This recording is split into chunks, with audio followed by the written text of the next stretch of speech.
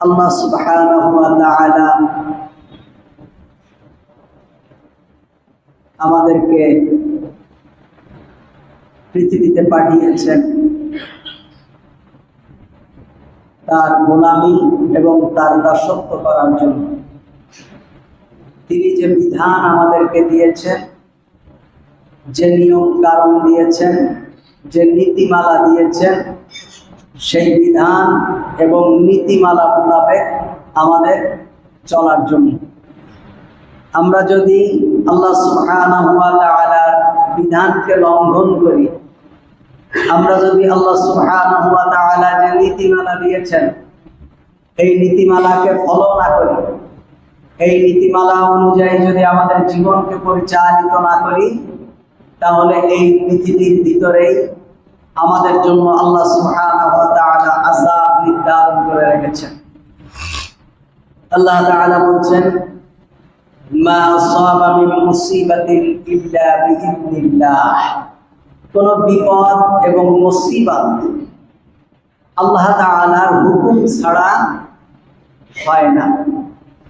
আল্লাহ তাআলার হুকুম ছাড়া কোনো বিপদ এবং মুসিবত আসে না। এটা হলো আমাদের ঈমান, এটা হলো আমাদের বিশ্বাস।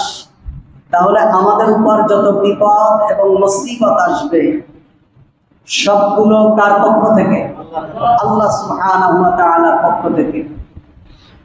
যখনই মানুষ আল্লাহ সুবহানাহু ওয়া তাআলার নাফরমানি করতে করতে করতে করতে সীমা লঙ্ঘন করে ফেলে, যখনই মানুষ আল্লাহ সুবহানাহু ওয়া তাআলার বিধানকে লঙ্ঘন করে, যখনই মানুষ সীমা অতিক্রম করে, তখন আল্লাহ সুবহানাহু ওয়া তাআলার পক্ষ থেকে আযাব আসে। বিভিন্ন ধরনের আযাব আসে। প্রাথমিক অবস্থায় আযাবটা স্বাভাবিক হয়। একটা পর্যায়ে যে আল্লাহ সুবহানাহু ওয়া তাআলা এমন আযাব দেন যে আযাবের ভিতরে পতিত হয়ে লক্ষ লক্ষ মানুষ আল্লাহ তাআলা পৃথিবী থেকে নির্মূল করে দেন। এটা শুধুমাত্র এই সময়ের জন্য নয়, প্রত্যেকটি নবীর সমসাময়িক সময় যখনই মানুষ আল্লাহ সুবহানাহু ওয়া তাআলার বিধানকে লঙ্ঘন করেছে, তখনই আল্লাহ সুবহানাহু ওয়া তাআলার পক্ষ থেকে আযাব এসেছে, গজব এসেছে। এই গজবের ধরন বহু ধরনের। আজকে আমাদের বাংলাদেশের যে অবস্থা, অন্য দেশ বাদই দিলাম, যে দেশের শতকরা 90 জন মানুষ মুসলমান, সেই দেশের ইসলাম পালন, আমাদের ধর্মীয় অনুশাসন, ধর্মীয় বিধান মানার যে অবস্থা, তাতে আমাদের উপর যে আযাব এখন অতিবাহিত হচ্ছে, এটা 100 বছরেও এমন আযাব কেউ দেখেনি। এই যে বিরাট প্রচন্ড তাপ, এটা যদি আর কয়েক মাস অব্যাহত থাকে, আপনি বুঝতে পারেন কি অবস্থা হবে। সুতরাং আল্লাহ তাআলা বলছেন, ওয়া ইউমিন বিল্লাহি ইয়াহদি কলবাহ।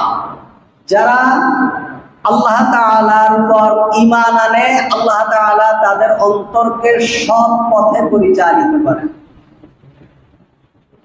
অর্থাৎ আল্লাহর আযাব দেখেও যাদের কলবে ঈমান নেই, তারা আল্লাহর আযাব আসার পরেও তারা আল্লাহ তাআলার নাফরমানি করে। তাদের অন্তরে একথা সাক্ষী দেয় না যে আমাদের অপরাধের কারণে আল্লাহ সুবহানাহু ওয়া তাআলার পক্ষ থেকে আমাদের উপরে আযাব এসেছে, গজব এসেছে। এটা তাদের অন্তর সাক্ষী দেয় না।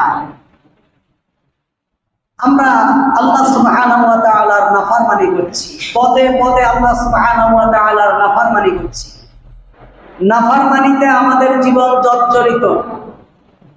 আমরা প্রত্যেকটি ক্ষেত্রে আল্লাহ সুবহানাহু ওয়া তাআলার নাফরমানি করছি। নাফরমানি করলে আমরা যদি গুনাহ থেকে বাঁচতে না পারি, আমরা যদি গুনাহ থেকে বেঁচে থাকতে না পারি, আমরা যদি গুনাহকে পরিহার না করি, আমরা যদি আল্লাহ সুবহানাহু ওয়া তাআলার দরবারে ইস্তেগফার করে আল্লাহ তাআলার দরবারে ফিরে না যাই, তাহলে যত দোয়াই করি না কেন দোয়া কোনো কাজে আসবে না। আজকে চারদিকে দেখেন সালাতুল ইস্তিসকার নামাজ হচ্ছে, চারদিকে খুব ধুমধাম অবস্থা, দোয়া হচ্ছে, কান্নাকাটি হচ্ছে। যারাই দোয়া করছে এর অধিকাংশই দেখা যাবে আল্লাহ তাআলার নাফরমানির মধ্যে ডুবে আছে। আমাদের রিজিকটা হালাল নেই, আমাদের চক্ষুকে আমরা নিয়ন্ত্রণ করি না, আমাদের কানকে আমরা নিয়ন্ত্রণ করি না, আমাদের অন্তরকে আমরা নিয়ন্ত্রণ করি না, আমাদের কাজ কর্ম কোনোটার ভিতরে আল্লাহ সুবহানাহু ওয়া তাআলার আনুগত্য নেই, সবকিছু ভিতরে নাফরমানি। আল্লাহ তাআলার পক্ষ থেকে এই বিরাট গজব, এই কোন প্রকার গজব যদি আসে আল্লাহ সুবহানাহু ওয়া তাআলার পক্ষ থেকে, আল্লাহর হাবিব সাল্লাল্লাহু আলাইহি ওয়াসাল্লাম আমাদেরকে শিখিয়েছেন ইস্তেগফার করতে, সালাত আদায় করতে, বেশি বেশি কান্নাকাটি করতে, তওবা করতে। আমরা কি করছি? আমরা কি করছি? রাস্তার পিচগুলো গলে যাচ্ছে গরমে, মানুষজন স্ট্রোক করে মারা যাচ্ছে, স্কুল কলেজ সব বন্ধ হয়ে গেছে, আমরা ব্যাঙের বিয়ে দিচ্ছি। ব্যাঙের বিয়ে দেখলেন না? সেদিন টেলিভিশন দেশ টিভিতে দেখলাম 10 লক্ষ টাকার কামিন নামা ধার্য করে 2 গ্রামের 500 বরযাত্রী নিয়ে গায়ে হলুদ দিয়ে আনুষ্ঠানিকভাবে 2 ব্যাঙের বিয়ে। নাস্তাগফিরুল্লাহ পড়বেন না? আপনি যদি মনে করেন ব্যাঙ বিয়ে দিলে বৃষ্টি নামবে, সুস্পষ্ট শিরক, সুস্পষ্ট শিরক। আপনি ব্যাঙের বিবাহ দিচ্ছেন বৃষ্টি নামানোর জন্য, আর মুহাম্মদুর রাসূলুল্লাহ সাল্লাল্লাহু আলাইহি ওয়াসাল্লাম সালাতুল ইস্তিসকা শিখিয়েছেন। তার মানে কি? আল্লাহর পক্ষ থেকে গজব আসতেছে, অন্যদিকে আপনি আল্লাহ তাআলার নাফরমানি করছেন, আল্লাহর সাথে শিরক করছেন। ঢাকা বিশ্ববিদ্যালয়ের মতো একটা বিশ্ববিদ্যালয় যেটা মুসলমানদের জমির উপরে দাঁড়িয়ে আছে, যেই মসজিদের পাশে বাংলাদেশের বাঙালিদের জাতীয় কবি শুয়ে আছে, যেই বিশ্ববিদ্যালয়ে ডক্টর শহীদুল্লাহ ছিলেন, সেই বিশ্ববিদ্যালয়ের ভিতরে সালাতুল ইস্তিসকা নামাজের অনুমতি দেওয়া হয় না। আমরা কি মায়ানমারে বাস করি? আমরা কি কাশ্মীরে বাস করি যে বাংলাদেশের ঢাকা ইউনিভার্সিটিতে কোরআন তেলাওয়াতের অনুমতি নিতে হয়, সালাত আদায় করতে অনুমতি নিতে হয়, অথচ সেখানে পূজা হয় অনুমতি লাগে না, সেখানে সারা রাত গানের কনসার্ট হয় অনুমতি লাগে না? এ জাতির উপর আল্লাহর পক্ষ থেকে লানত এবং ওই নেতা নেত্রীর উপর আল্লাহর পক্ষ থেকে লানত, যারা এক আল্লাহর এই বিধানকে মানতে মানুষকে প্রতিবন্ধকতা সৃষ্টি করে। কি আশ্চর্য ব্যাপার! আপনি গজব থেকে বাঁচবেন, নামাজ ওখানে পড়লে কি এমন অসুবিধা হতো? নামাজের কত সময় লাগে, আর নামাজের মতন এত নীরব ইবাদত, এত ডিসিপ্লিন ইবাদত আর কোনটা আছে? কোন শব্দ নেই, নীরব, মানুষ শুধু কাঁদবে। আর সালাতুল ইস্তিসকার নামাজ তো এটা তওবা, বেশি বেশি তওবার আয়াতগুলো পড়া, তওবা করা, ইস্তেগফার করা। সুতরাং ভাইরা আমার, আমরা যত দোয়াই করি না কেন, আল্লাহ সুবহানাহু ওয়া তাআলার নাফরমানি থেকে যদি আমরা বেঁচে থাকতে না পারি, আমরা যদি গুনাহ থেকে বেঁচে থাকতে না পারি, তাহলে আমাদের এই কান্নাকাটি কোনো কাজে আসবে না। আমাদের এই কান্নাকাটি কোনো কাজে আসবে না। আমাদের প্রত্যেকটি ব্যাপার মুহাম্মদুর রাসূলুল্লাহ সাল্লাল্লাহু আলাইহি ওয়াসাল্লাম যেভাবে করেছেন আর আল্লাহ যেভাবে বলেছেন, এর বাইরে কোনো ইবাদত কোনো পদ্ধতি গ্রহণযোগ্য হবে না, গ্রহণযোগ্য হবে না। তাহলে এই যখন প্রচন্ড গরম হতো, যখন অনাবৃষ্টি হতো, মুহাম্মদুর রাসূলুল্লাহ সাল্লাল্লাহু আলাইহি ওয়াসাল্লাম কি করতেন? খোলা জায়গায় গিয়ে সালাত আদায় করতেন, দুই দিন 2 রাকাত, পরপর 3 দিনও করতেন। তওবা একটি খুতবা দিতেন, আল্লাহ তাআলার দরবারে কান্নাকাটি করতেন, তওবা করতেন, ইস্তেগফার করতেন। এটা হলো নিয়ম। আল্লাহ তাআলা বলছেন ওয়া আতিউল্লাহ ওয়া আতিউর রাসূল ফাইন তাওয়াল্লাউ ফাইন্নামা আলা রাসূলিনাল বালাগুল মুবিন। তোমরা আল্লাহর আনুগত্য করো এবং তার রাসূলের আনুগত্য করো।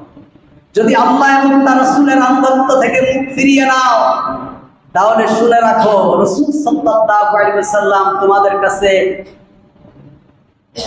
পৌঁছানোর জন্য এসেছেন, সুস্পষ্ট করে তার বাণীগুলো পৌঁছায় দেওয়ার জন্য এসেছেন।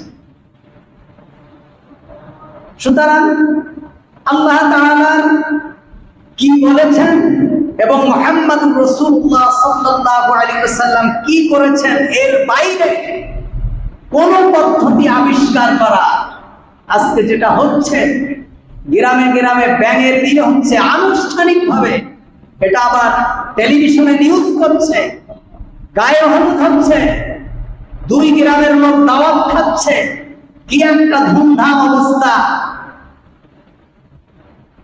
এগুলো সুস্পষ্ট শিরক এবং আল্লাহ সুবহানাহু ওয়া তাআলার বিধানের লঙ্ঘন।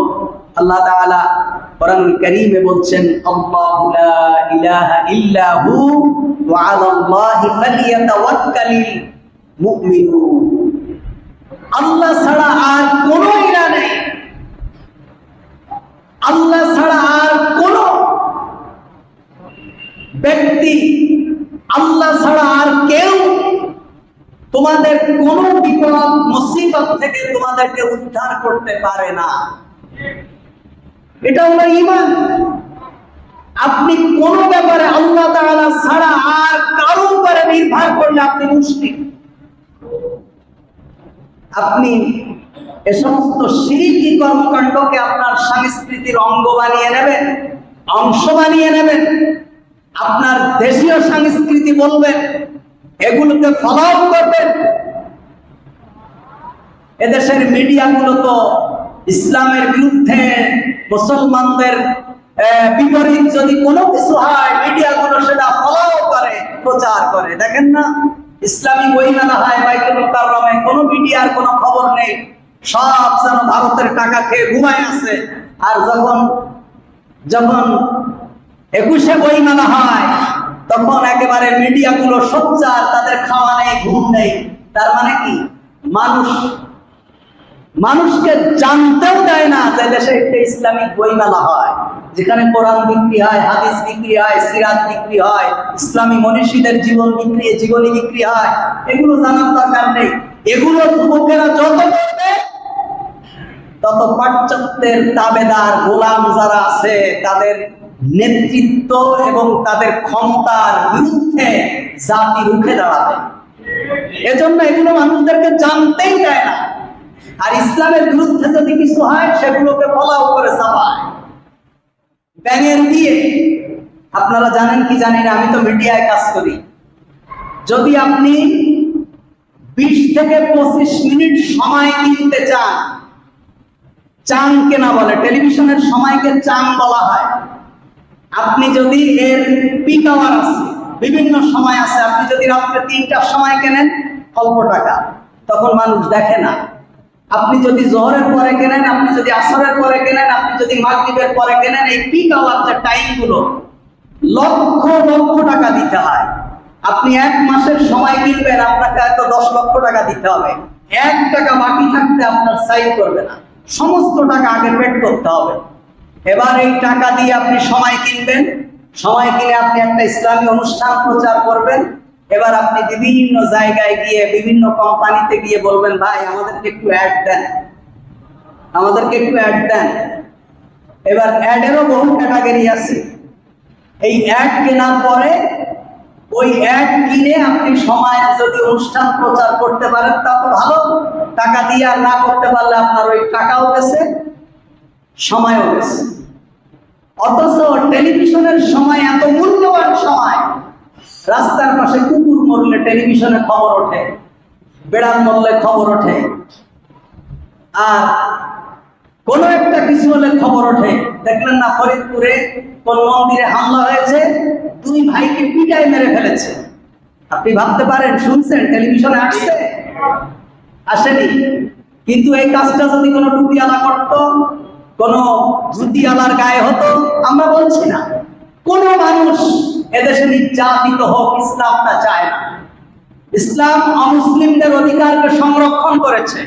কেউ নির্যাতিত হোক, নিপীড়িত হোক, কারো অধিকার খর্ব হোক, কেউ লাঞ্ছিত হোক, কেউ জুলুমের শিকার হোক, এটা ইসলাম চায় না, আমরাও চাই না।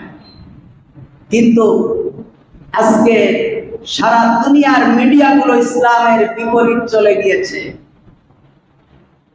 সুতরাং আপনি যতই দোয়া করবেন, আল্লাহ রাসূল বলেছেন, যখন কোন দেশের ভিতরে যখন অনইসলামিক কর্মকাণ্ড হয়, যখন কোন কওমের ভিতরে আল্লাহর বিরুদ্ধে কোন কর্মকাণ্ড হয়, আপনি দেখার পরেও যদি বাধা না দেন, আপনি যদি সেটা দেখেও প্রতিবাদ না করেন, তাহলে আল্লাহর পক্ষ থেকে যখন গজব আসবে, আপনি দোয়া করবেন, দোয়া কবুল হবে না। আপনি দোয়া করবেন, দোয়া কবুল হবে না। প্রতিদিন বাইতুল কাবা শরীফে দোয়া হচ্ছে, ফিলিস্তিনের জন্য দোয়া হচ্ছে। যেই কাবা শরীফে ফিলিস্তিনের জন্য দোয়া হচ্ছে, সেই খাদিমুল হারামাইনের শরীফাইন যারা আছেন সৌদি আরবের রাজা বাদশারা, তারাও ইসরায়েলের পক্ষে কথা বলছে। আপনি একদিকে দোয়া করছেন, রাষ্ট্র আপনার বিপক্ষে যাদের জন্য দোয়া করছেন, তাদের উপরে যারা জুলুম করছে তাদেরকে সহযোগিতা করছে। সুতরাং এখানে দোয়ায় কোনো কাজ হবে না, এখানে দোয়ায় কোনো কাজ হবে না। আল্লাহ তাআলা বলছেন, ইয়াউমা তুকাল্লাবু উজুহুহুম ফিন্নার ইয়াকুলুনা ইয়া লাইতানা আতা'না আল্লাহ ওয়া আতা'না রাসূল। যেদিন তাদের চেহারাগুলো আগুনে উপুড় করে দেওয়া হবে, যেদিন তাদের চেহারাগুলোকে আগুনে উপুড় করে দেওয়া হবে, তখন সেদিন তারা বলবে, ইয়া লাইতানা আতা'না আল্লাহ ওয়া আতা'না রাসূল, হায় আমরা যদি আল্লাহ এবং তার রাসূলের আনুগত্য করতাম, আমরা যদি পৃথিবীতে আল্লাহ এবং তার রাসূলের আনুগত্য করতাম, তাহলে আজকে আমাদের এই পরিণতি হতো না। মানুষ আযাব আসতেছে, আযাব দেখে মানুষ সতর্ক হচ্ছে না। এই বিরাট যে করোনার কথা তো আমরা ভুলতেই বসেছি, করোনার ভয়াবহতা তো আমরা ভুলেই গিয়েছি। করোনার যে ভয়াবহতা, এর থেকে বড় বড় আযাব আমাদের সামনে অপেক্ষা করছে। মুহাম্মদুর রাসূলুল্লাহ সাল্লাল্লাহু আলাইহি ওয়াসাল্লাম আমাদেরকে ভবিষ্যৎবাণী করেছেন। আজকে আমরা যাদের কথা শুনে আমরা আল্লাহর নাফরমানি করছি, যেভাবেই আছি, যেখানেই আছি, যে পর্যায়ে আছি, আল্লাহ সুবহানাহু ওয়া তাআলা বলছেন, ওয়াকালু রাব্বানা ইন্না আতা'না সাদাতানা ওয়া কুবারা'না ফাদাল্লুনা আস-সাবিল। তারা বলবে, হ্যাঁ আমাদের রব, আমাদের নেতা ও বড়দের আনুগত্য করেছিলাম, সুতরাং তারা আমাদেরকে পথভ্রষ্ট করেছে।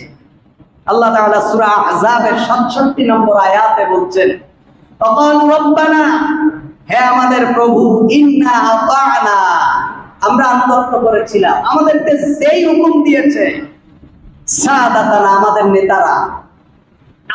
নেতারা আমাদেরকে যা বলেছে আমরা তাই করেছি, আমাদের হিতাহিত জ্ঞান ছিল না।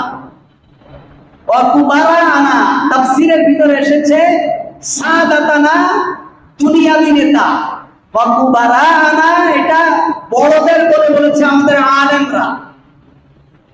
তাহলে একদিকে দুনিয়াবী নেতা, আরেকদিকে আলেমরা। বড় বড় আলেমরা আমাদেরকে যা বলেছে আমরা তাই করেছি, যেভাবে বলেছে ওইভাবে চলেছি, আমরা বিচার বিবেচনা করিনি। আমরা কি বলেছি? হাজার হাজার মানুষ কি ভুলের উপরে আছে? যুগ যুগ ধরে কি আমরা ভুলের ভিতরে আছি? আল্লাহ সুবহানাহু ওয়া তাআলা বলছেন, তোমাদের কি আমি চক্ষু দেইনি? তোমাদের কি আমরা বিবেক দেইনি? তুমি যুগ যুগ ধরে একটা ভুলের উপর আছো, যুগ যুগ ধরে তোমাদের নেতার কথা শুনছো, যুগ যুগ ধরে তোমার আহবার এবং রুহবানদের কথা শুনছো। তোমরা একটু চিন্তা করোনি যে আমরা কি করছি, কোন পথে চলছি? এই পথে চললে আল্লাহ এবং তার রাসূল সাল্লাল্লাহু আলাইহি ওয়াসাল্লাম সন্তুষ্ট হবেন কিনা তোমরা একটু ভেবে দেখোনি। ওরা বলবে কি যে আমরা আমাদের নেতা এবং বড়দের কথা শুনেছি, ফাদাল্লুনাস সাবিল, তারা আমাদেরকে পথভ্রষ্ট করেছে, তারা আমাদেরকে যা বলেছে আমরা তাই করেছি। সুতরাং আমাদের কি করা উচিত? আমাদের কিভাবে, একজন মুসলমানের নেতা তো সেই হবে যার নেতা হবে তার থেকে যে নেতা হবে সে বেশি আল্লাহভীরু হবে। সে আল্লাহভীরু। আমি যার অনুসরণ করব, আমি নামাজ পড়ি, সে যদি নামাজ না পড়ে তা আমি কার অনুসরণ করি? আমি তাহাজ্জুদের নামাজ পড়ি, আমার নেতা যদি ফরজ নামাজ না পড়ে আমি কার অনুসরণ করব? আমি যার অনুসরণ করব সে আমার থেকে ভালো নামাজি হতে হবে, সে আমার থেকে বেশি হালাল রিজিক অন্বেষণকারী হতে হবে, সে আমার থেকে হালাল ব্যবসায়ী হতে হবে, সে আমার থেকে ভালো চরিত্রবান হতে হবে, সে আমার থেকে ভালো দানবীর হতে হবে। তা নাহলে আমি তার অনুসরণ করবো কেন? কারণ আমাদের সবার সব থেকে প্রিয় নেতা মুহাম্মদুর রাসূলুল্লাহ সাল্লাল্লাহু আলাইহি ওয়াসাল্লাম, যিনি একজন ভালো নেতা, যিনি একজন ভালো পিতা, যিনি একজন ভালো স্বামী, যিনি একজন ভালো ভাই, যিনি